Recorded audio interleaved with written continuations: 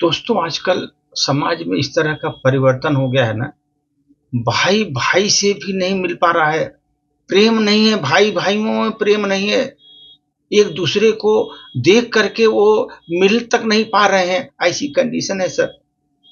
तो इस पर एक छोटी सी प्रस्तुति। आजकल घर पर जाना मुझे अच्छा नहीं लगता। आजकल घर पर जाना मुझे अच्छा नहीं लगता। जब जाता हूं तो घबराता हूं।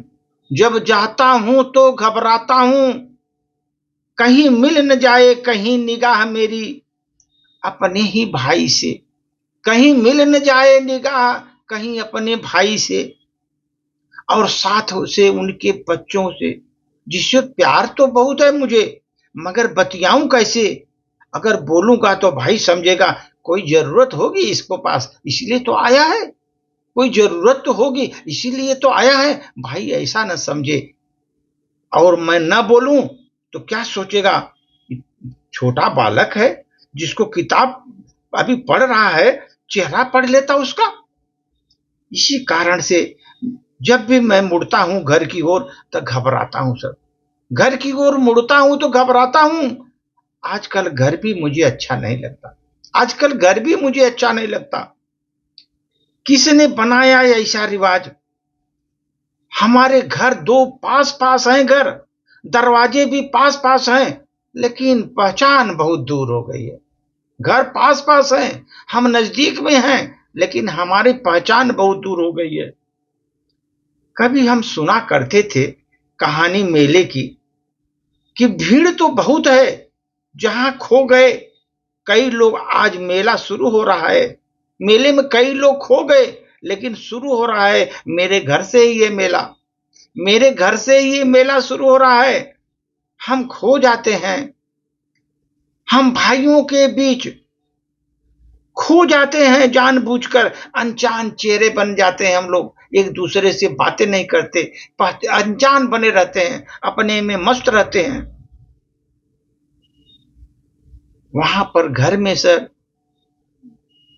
वृद्ध हमारे माता पिता एकटक देखते हैं अपनी आंखों से अपने खोते हुए बच्चों को, कि इस तरह के बच्चे हमारे सब अलग अलग बट गए, एक में बातचीत नहीं हो रही वो देख करके, कि बच्चों में आवाज भी आपस में नहीं हो रही है। ये कितनी दूर तक हम लोग चले गए हैं, कितनी दूर तक हम लोग चले गए हैं। ये हमारे जितने भी माता पिता, ये देख करके उनको तरस आती है। ये हमारे ही बच्चे आपस में इतनी दूरी बना लिए हैं, इतने दूर चले गए हैं, एक दूसरे का चेहरा भी नहीं देखना पसंद करते। फिर वो ताकने लगती है घर के दरवाजे पर, हमारे पेरेंट्स दरवाजे पर ताकते रहते हैं कि आजकल घर भी अच्छा नहीं लगता उनको, एक घर भी अच्छा नहीं लगता। हमने सर तरक्की तो बहुत की, तरक्की इतनी हुई कि हजारों किलोमीटर दूर बैठ करके इंसान को देख सकते हैं, सुन सकते हैं। वीडियो कॉन्फ्रेंसिंग से पूरा सब देख सकते हैं, सुन सकते हैं। इतनी तरक्की की हमने, देख और सुन सकते हैं। लेकिन उसके साथ पतन भी हुआ सर। पतन इतना हुआ कि पास बैठे इंसान की तकलीफ और दर्द हमें दिखाई नहीं देता।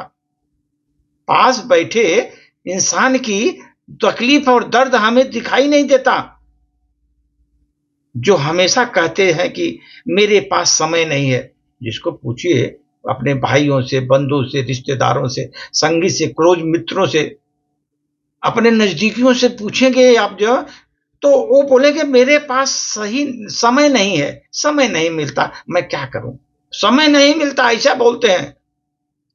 वह व्यस्त नहीं है सर। आप जो सोच रहे हैं ना कि व्यस्त है बहुत अपने कामों में, उनको समय नहीं मिला, नहीं, आप झूठ समझ रहे हैं। वो व्यस्त नहीं है, वो अस्त व्यस्त हो गए हैं, आपस में अस्त व्यस्त हो गए हैं, वो आपसे मिल नहीं पा रहे हैं, इसलिए वो अस्त व्यस्त है। वो व्यस्त नहीं है। जो आपसे बोलता है मैं बहुत व्यस्त हूं, मैं आपसे नहीं मिल पा रहा हूं, वो झूठ बोल रहा है। एक्चुअली वो अस्त व्यस्त हो गया है अपने परिवार में, वो आपसे मिल नहीं पा रहा है सर। ये जितने भी परिवार में आजकल सर, आजकल परिवार टूटने के कगार कगार पर आ गए हैं। एक भाई दूसरे भाई से बात करना अपने को मुसाविर नहीं समझता। मतलब रहेगा ना तो बहुत प्रेम दिखाएगा भाई से। एक बार मतलब सॉल्व हुआ, वो दूर हट जाएगा, फिर आपकी तरह निगाह मिला कभी नहीं देखेगा कि ये हमारा भाई भी है, और दूसरों से कहते उसको शर्म आए कि ये हमारा भाई है। समझा सर? इस तरह की दुनिया है, दुनिया में इस तरह के लोग हैं, इस तरह आप सावधान रहिए कि अगर कोई बोलता है कि मैं बहुत व्यस्त हूँ, अरे वो अपने में अस्त व्यस्त है, ये सोचिए, अपने में अस्त व्यस्त हो रहा है, इसलिए आपसे आपको व्यस्तता का एक नाटक दिखा रहा है सर। धन्यवाद।